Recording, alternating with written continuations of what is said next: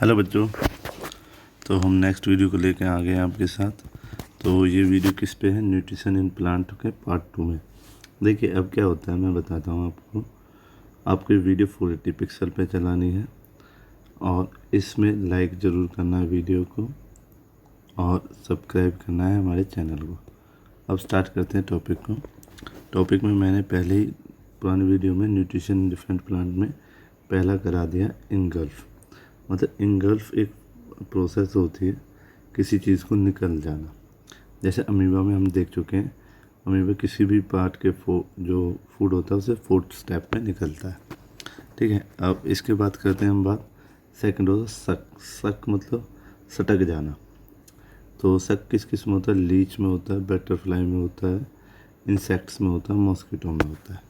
ठीक है, ये मूड है।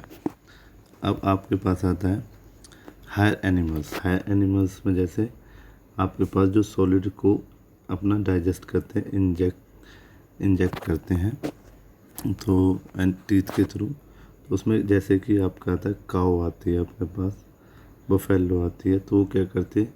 ग्रेजिंग ऑफ ग्रास, मतलब वो क्या करते हैं? चबाते हैं, निकलते हैं इन्हें। ठीक है, और जो आपके पास मंकी है और मैंने वो क्या करते हैं? 4 लिम्स का मतलब आगे वाले हाथ का यूज़ करते हैं किसी भी फूड को ईट करने के लिए। ठीक है, अब नेक्स्ट है आपको एक प्रकार की टेबल बनानी है जो ऑलरेडी बनी हुई है हम लोगों की। ये रही, इसमें लिखना है आपको एनिमल्स के नेम। जैसे आपने पहले लिखा अमीबा में आपने देखा इनगल्फ होता है। इनगल्फ मतलब वो सटकते हैं, इनगल्फ मतलब वो खाने को थोड़ा एक प्रकार से निकलते हैं। ठीक है ना। तो पहला एनिमल हो गया अमीबा। सेकंड में आप देख सकते हो बटरफ्लाई और इंसेक्ट, मॉस्किटो। 4 आप लिख सकते हैं, 4 हो गए आपके। ये तीनों किस प्रोसेस पे काम करते हैं? सक मतलब सटक जाना। ठीक है, इनके सक के मूड है इंगल्फ अमीबा में होता है। फिफ्थ पे आप लेके आ सकते हो काऊ को, बफेलो को। 5th और 6th हो गया आपके। ये दोनों क्या करते हैं? ये किसी भी खाने को जो लेते हैं उसे ग्रेज करते हैं। ग्रेज मतलब उसे चबाते हैं। ठीक है, जीभ से उसे फंसाते हैं अपने अंदर, ग्रेज। ठीक है, अब आपके पास 7th को लेकर आऊँ। आपके पास मंकी आपने देखा हुआ है, 8 आपने ह्यूमन देखा हुआ है। ये क्या करते हैं? ये किसी भी खाने को आपके 4 लिम्स की हेल्प से, 4 लिम्ब मतलब आपका FORLIMB, 4 लिम्स का यूज़ करते हैं। 4 लिम्स में क्या है? आगे के हाथों के यूज़ करते हैं। और भी आपके पास काफ़ी हैं जो यहाँ पर देखे जा सकते हैं, जैसे बर्ड। तो बर्ड्स जो होते हैं वो भी क्या कहते हैं? ग्रेजिंग करते हैं एक प्रकार से। ठीक है, तो आपके हो गए, पहली एक्टिविटी कंप्लीट होगी। अब आते हैं डाइजेस्टिव सिस्टम। जो डाइजेस्टिव सिस्टम होता है, अगर ह्यूमन बॉडी को लूँ तो ह्यूमन बॉडी में 5 स्टेप्स में होता है। तो पहला क्वेश्चन है स्टेप्स ऑफ या process names of digestive system in human body, ऐसे आप कह सकते हो क्वेश्चन, या फिर steps to digest the food, ऐसे आप कह सकते हैं। तो कौन कौन से होते हैं?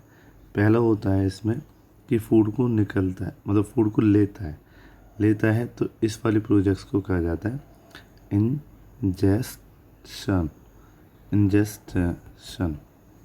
तो इसमें क्या हो? इंजेस्टन जो होती है, ठीक है, पहली प्रोसेस इंजेशन। ठीक है, सेकंड प्रोसेस इसमें होती है डाइजेशन मतलब कि ये फूड को डाइजेस्ट करता है। ठीक है, आपकी थर्ड होती है एब्जॉर्प्शन, ये फूड को एब्जॉर्ब करता है, मतलब उसमें से जो प्रोटीन वगैरह को ये एब्जॉर्ब करता है। ऐसी आपकी 4th पोजीशन जो होती है एसिमिलेशन होती है, एसिमिलेशन। ठीक है, और 5th आपकी होगी जो प्रोसेस होगी इंजेक्शन, मतलब जो खाना इसने खाया उसे निकालने की। ठीक है, तो 1 बाय 1 करते हैं। पहले इंजेक्शन प्रोसेस। तो ये फूड की वो प्रोसेस होती है जिसमें बॉडी का खाना माउथ के अंदर जाता है। जो माउथ के अंदर जाता है इस प्रोसेस को आप कहते हैं इंजेक्शन। ठीक है, इंजेक्शन में आपको टीथ पढ़ाएंगे हम, अभी रुके, पहले आप 1 बाय 1 सारा कुछ क्लियर कर लें। सेकंड जो प्रोसेस होती है वो होती है डाइजेशन। डाइजेशन जैसे कि एक फूड होगा, वो फूड लाइन या फिर ईसोफेगस के थ्रू आपका कॉन्ट्रैक्ट और रिलैक्स की प्रोसेस के कारण नीचे की तरफ चला जाता है। ठीक है, इसके अंदर वो डाइजेस्ट होता है या डाइजेस्ट करता है वो। ठीक है, तो इस प्रोसेस में जो यूज़ होता है उस प्रोसेस को कहते हैं आप चायमी। ठीक है, चायमी। फिर क्या होता है कि ये अंदर की तरफ और जाता है, अपने आप को वन बाय वन मैं बताता चला जाऊँगा अंदर वाली प्रोसेस को। फिर होता है इसका एब्जॉर्प्शन ऑफ फूड। तो एब्जॉर्प्शन ऑफ फूड क्या होता है, once the small intestine digest the continuous by the intestinal juice up the layer part of the small intestine with the absorption food take place। इसमें क्या होता है, small intestine is structure as well as functional to modify for the absorption of food। absorption की process क्या होती है, absorption वो process होती है जिसमें soluble प्रोडक्ट जो होता है वो इंडाइजेस्ट हो जाता है बॉडी सेल्स में। ठीक है, फिर फोर्थ आती है एसिमिलेशन। यह वह प्रोसेस होती है स्मॉल इंटेस्टाइन में जिसमें जो स्मॉल फिंगर टाइप का प्रोजेक्शन होता है। ठीक है, जो इंक्रीज करता है सरफेसिया ऑब्जॉर्प्शन के थोड़े एरिया को बढ़ाता है। ये क्या करता है, they are well supplied with the blood vessel to carry out the absorb food. ठीक है, अब इसमें एसिमिलेशन में होता क्या है, अगर आप लिखोगे तो यहाँ से लिखेंगे एसिमिलेशन वह प्रोसेस होती है जिसमें एब्जॉर्ब मटेरियल के लेते हैं बॉडी के अंदर, जो सेल्स में ग्लूकोज ब्रेक डाउन कराती है with the help of oxygen into CO2 and water and energy. तो एसिमिलेशन वो प्रोसेस होती है जिसमें आपका फूड जाता है एब्जॉर्ब होकर, जो ग्लूकोज सेल्स को ब्रेक डाउन करता है ऑक्सीजन की हेल्प से CO2 और वाटर और एनर्जी में। ठीक है, अब लास्ट आती है आपकी, यहाँ पर दिखाई नहीं, ये दी यहाँ पर है क्या, हाँ ये दी। ठीक है, लास्ट प्रोसेस आपकी कौन सी है, वो प्रोसेस यहाँ पर दिखाई है। तो लास्ट प्रोसेस क्या होती है, इंजेक्शन वाली प्रोसेस होती है। क्या होता है कि हम जो खाना रहते हैं उसे खा के पचा नहीं पाते, एलिमिनेट नहीं कर पाते, तो वो प्रोसेस जिसमें एलिमिनेशन होता है तो निकाल दिया जाता है हमारी बॉडी से अनडाइजेस्टेड फूड को, तो इस प्रोसेस को आप इंजेक्शन प्रोसेस कहते हैं। तो आई होप आपको क्लियर हो गया है 5 प्रोसेस के नेम। पहली प्रोसेस कौन सी है आपकी, इंजेस्शन।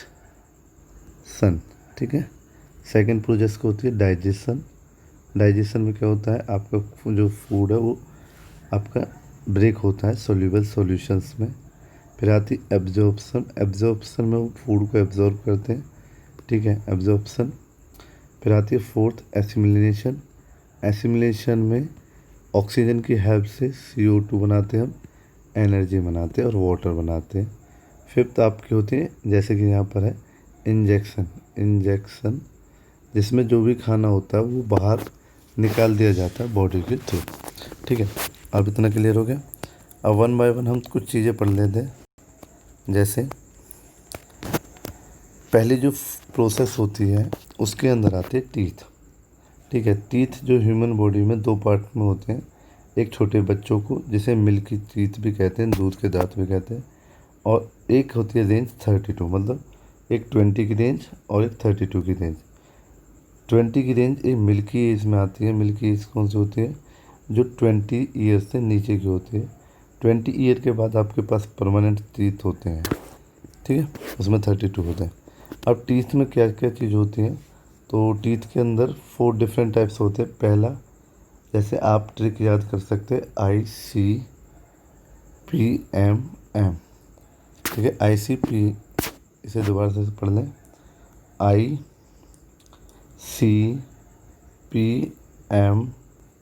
इसका क्या मतलब है, इसमें इंसीजर होते हैं। इंसीजर मतलब जैसे सीजर आपको पता है क्या करते हैं, कट। तो ये वो प्रोसेस होती है जो फूड को कट करती है इंजेक्शन में, जिससे कि शार्प एजेस होती हैं और इनमें से कितने टीथ हैं। तो आप देख सकते हैं ये जो आगे के 2 टीथ हैं आपके भी मेरे भी, इन टीथ्स को आपने नाम दिया है सीजर का, इंसीजर। फिर आता है कैनिन। कैनिन के देखिए दोनों साइड है।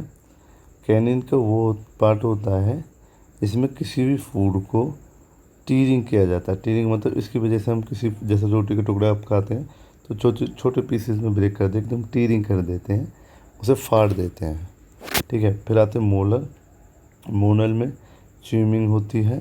प्रीमोलर, उसके अंदर भी च्यूइंग होती है, च्यूइंग। ठीक है। बात करें इसके अंदर और ख़ासियत क्या है, ये जो फूड आता है उस फूड में च्यूइंग करता है और उसे फ्लैट कर लेता है, और ये ग्राइंड करता है। ग्राइंड मतलब पीसना, और कुल मिला के प्रीमोलर उसे पूरा ही निपटा देता है। अब सर इसका मुझे कितना कैसे पता चलेगा, कितने तो मेरे दांत है जो इंसीजर है, कितने बाद मेरे कैनन है, और कितने बाद मेरे पास पीएम है, और कितने मेरे पास एम है, मोलर। तो ये काउंटिंग ऐसे चलती है 2 1 2 3। 2 आपके पास इंजेक्शन होते हैं। ठीक है। 1 आपके पास कैनिन होता है। 2 आपके पास पीएम होते हैं, प्रीमोलर, और 3 आपके पास मोलर होते हैं पार्ट। ठीक है। तो टीथ के बारे में आता है। टीथ के बारे में ये आप हेडलाइन लिखोगे, ये आपको बनाना पड़ेगा।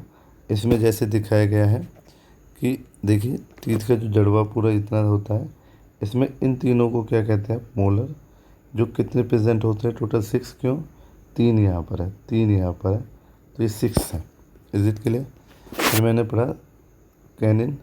तो कैनिन में मैंने जैसे बताया, कैनिन के अंदर होते हैं 2, जैसे कि 1 यहाँ पर हो गया, 1 यहाँ पर हो गया, 2 होते हैं, इनको आप कैनिन कहते हैं। ठीक है। अब आता है मोलर। मोलर मतलब ये 3 जो पीछे के, ये 3 जो पीछे के 6 होते हैं, तो इसमें 6 ये होते हैं जो कि 6 नंबर, और ये किसी भी च्यूइंग के काम आते हैं। प्रीमोलर, प्रीमोलर कौन से होते हैं, ये प्रीमोलर्स होते हैं जो आपके किसी भी फूड को आपके लिए क्या करते हैं, इंजेस्टेड करते हैं। अब बात करता हूँ टीथ के लेकर, एक सिंगल टूथ को लेकर। टीथ को सिंगल फॉर्म में टूथ कहा जाता है। तो टूथ 3 पार्ट में होता है, crown, root and neck. Crown सबसे ऊपर वाला पार्ट होता है, इसमें लिखा भी हुआ है, जो कि एक कटिंग के काम आता है आपका, और पीसिंग के काम आता है, च्यूइंग के काम आता है। फिर नेक। नेक वाला पार्ट कौन सा है, जैसे जो पहला पार्ट है उसे ऊपर से कहा गया है क्राउन, दूसरा पार्ट उसके नीचे आता है उसे कहते हैं आप लोग नेक, और फोर्थ आप कहते हैं रूट्स, जैसे कि रूट्स दिखाए हुए हैं। Is it clear. सबसे स्ट्रॉन्ग पार्ट बॉडी के अंदर कौन होता है, एनिमल होता है, और डेंटिन जो होती है वो एक स्ट्रक्चर होता है टूथ के लिए। ठीक है। तो इसे बाकी आप पढ़ लेंगे। अब बात करते हैं एक एक्टिविटी को। एक्टिविटी ली उसने 2 यहाँ पर सॉल्यूशंस लिए। दोनों सॉल्यूशन किसके हैं, स्टार्च के। तो स्टार्च वाले ए में और बी में आयोडीन डाला आपने। आयोडीन डालने के बाद आपने ए में सलाइवा भी डाला। तो आप क्या देखेंगे, सलाइवा वाला portion as it is same है, बट बी वाला पोर्शन आपका ब्लू बन चुका है। क्यों सर, क्योंकि इसके अंदर एक प्रोसेस हुई है जिसको आप कहते हैं स्ट्रेस, तो उसके कारण चीज़ें क्लियर होती हैं। अब बात करते हैं टंग को लेकर। तो टंग सभी के पास है, जो बात करने के काम आती है, स्वेलिंग ऑफ फूड आती है, फूड में टेस्ट बताती है। अब टेस्ट किसके हेल्प से बताती है, इसके अंदर 4 बुड होते हैं, मड होते हैं।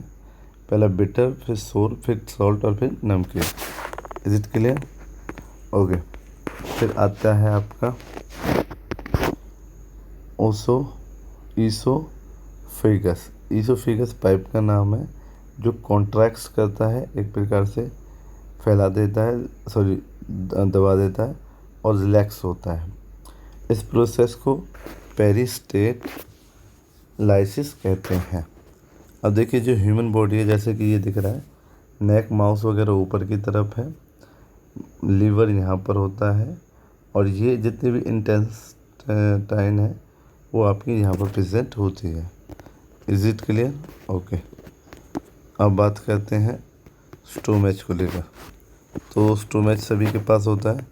स्टोमच क्या करता है, किसी भी फूड को कुछ आवर्स में अपने अंदर रखता है और उनमें से डाइजेस्ट करके लिक्विड निकाल लेता है।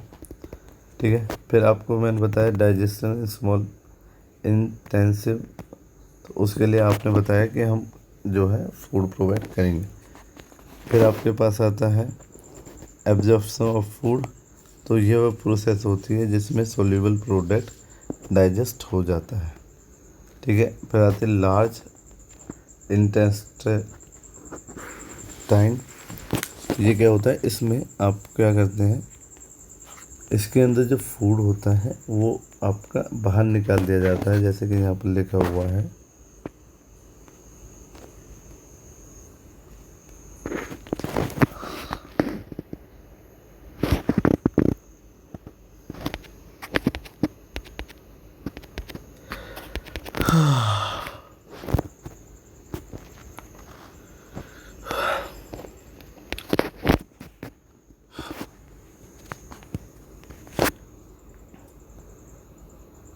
फिर आती है बात डिसऑर्डर डाइजेस्टिव सिस्टम।